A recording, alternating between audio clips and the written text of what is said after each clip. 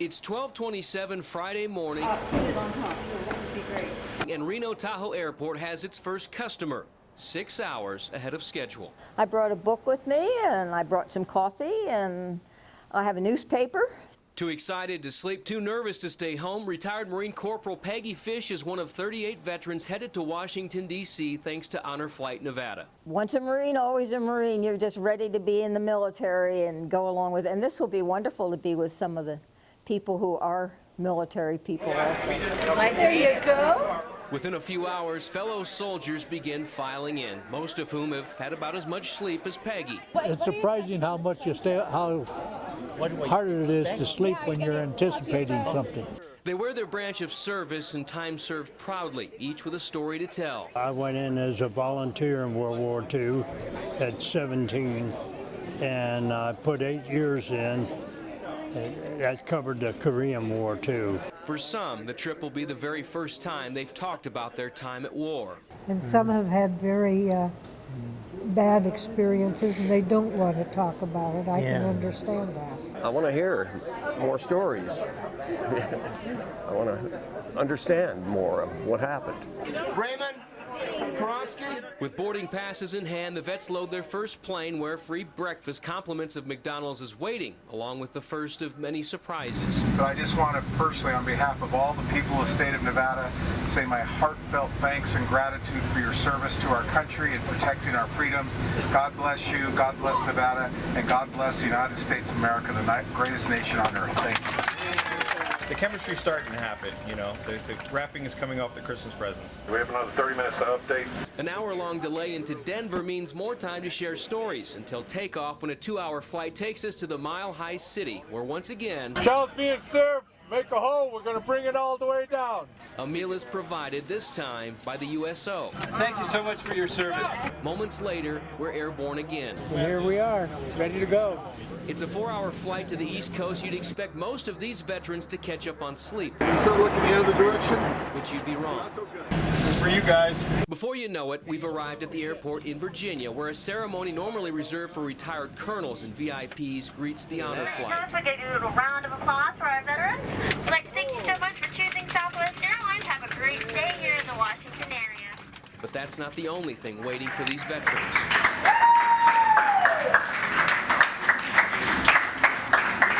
I start crying. Right away when I see something like that. Oh yeah, it gets me right by the horns here, I tell you that. Around every turn, there's more strangers waiting for a chance to simply say thank you. You get emotional over it. You know, you're the hard-boiled guy, but you're still a softie. That's the payoff, to see the community coming together from the little kids to, you know, the older folks. It was unexpected. I didn't know anybody knew that we were coming in, except for the program, the people who programmed it for us, but I didn't know they would be there. The veterans have landed, and the trip of a lifetime is in full swing. A lot to do. It's a short amount of time, so let's get doing it. One more step. A bright sunrise kicks off day 2 of the Honor Flight Nevada trip to Washington. Right now, I need the Guardians to make sure that they've got their veteran on. First thing on the schedule is the memorial everyone has been waiting to see. We're just leaving the hotel. We're on the way to the World War II Memorial. It's 8:30 in the morning. We should be there in about 15 minutes. But politics at the Capitol have thrown a possible wrench in the plans, as the memorials are said to be closed off to the public. There is one barricade at the Pacific. Instead of fear, a sense of resilience spreads on board. I'm going to help them tear them down. If we do, I've moved things before. Past the Washington Memorial and west wing of the White House, we arrive at our destination, but we're not the first ones here. Hey, Park Ranger, I know you're listening to me. Get these things down. They don't belong here. That's the barriers you're talking about, huh? Our group has walked to the side where members of Nevada's delegation are waiting with park services. Hey, guys. Come on in. Come on in. Memorial. Due to the federal shutdown, fountains in the center are off, the water is calm. But once inside, over 65 years of emotions start to flow. And it's very emotional and very honored to be here and see it, because I lived through it. It's great. It gets to you. Yeah. It gets to you. And I've seen some monuments, but this about takes all. I had no idea this was so big. It's a very impressive place. After the World War II memorial, veterans head out to see their choice of the Korean or Vietnam memorials, where Navy veteran Larry Agnew makes a point to find his nephew's name. He really was a wonderful boy. As the day presses on, we head back to the bus. Destination this time, Arlington National Cemetery, to see the changing of the guard. They are memorial sites for those who have been buried overseas. As we arrive, the historic cemetery is lined with the price of freedom as far as the eye can see. Once inside, another surprise is revealed. We are going to ask you, if you'd like to represent Honor Flight Nevada and present the wreath at the tomb. Corporal Peggy Fish happens to be one of the 4 members selected. Something Ronald Reagan did, and I will be a part of it. I'm so excited. A special area is reserved for the vets who file in and watch the soldier on guard. Moments later, Honor Flight Nevada. the time has come to lay the wreath outside the Tomb of the Unknown.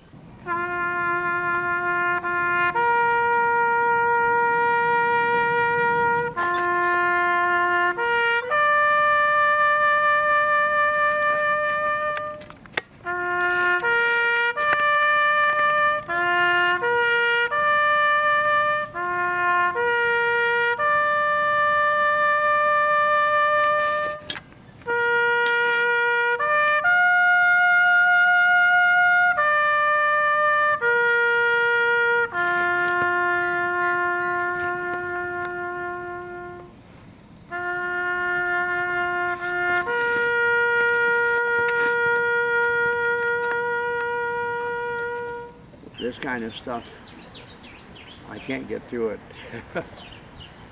It's part of my life. A few hours later, back at the hotel, our group gathers for the final dinner of the trip. Everything goes as planned until Honor Flight Director John Uspa pulls out a duffel bag. I'm sure you remember back in the old days when you were serving. You look forward to mail call. There's been a bunch of strangers, a bunch of kids, a bunch of family, a bunch of loved ones that have sent you letters. James Wilson. Envelopes are passed out one by one, letters are removed, and that's when it happens. I cannot read this. Whatever it is, no one in the room can avoid it. I just can't read them without breaking down. It's just, I'm that way, and it affects me. Others, like John Kavicka, help out his mother by reading a letter from her great-nephew. Thank you for keeping our country safe and free. I really appreciate your help in that war. But most importantly, you stayed alive, otherwise I wouldn't be here. That's what I want to say that I like most of all. I love you so very, very much, Colin. And I guarantee you, every single one of you has got a grandchild or niece or nephew who would say the same thing. Thank you so much for what you did for us. Thank you. It's been a weekend of handshakes from strangers, tears, and lots of laughs for the 38 veterans from Honor Flight Nevada. All these people come up and shaking hands with you, people you never saw before in your life. It was a great feeling, and I never experienced a feeling like that. As the men and women wait for their plane in Maryland, those memories are already playing out, and for the first time, a chance to reflect. When I got that envelope with some notes from some of these little kids, I cried. Just hoping that they will never experience what we had. You get goosebumps. That's what I felt. I always felt like a kid getting all this attention. But finally seeing the memorial dedicated to World War II veterans is one moment in time they'll never forget. One of the greatest understatements is it's the greatest generation. They were much more. But as the old saying goes, all good things must come to an end. Thank you for your service. Our first flight takes us to Las Vegas, where Gate B11 is filled with a familiar sound. Somebody came up and handed it to me here in Las Vegas, and I was so surprised, and she said, "This is for you." Anxious with being so close to home, the vets are ready to go when another surprise, this time from Southwest Airlines, pulls up to the gate to take them home. I was just wondering, what the heck are we going to get when we get back up to Reno? A 57-minute plane ride back into Reno reveals what's waiting.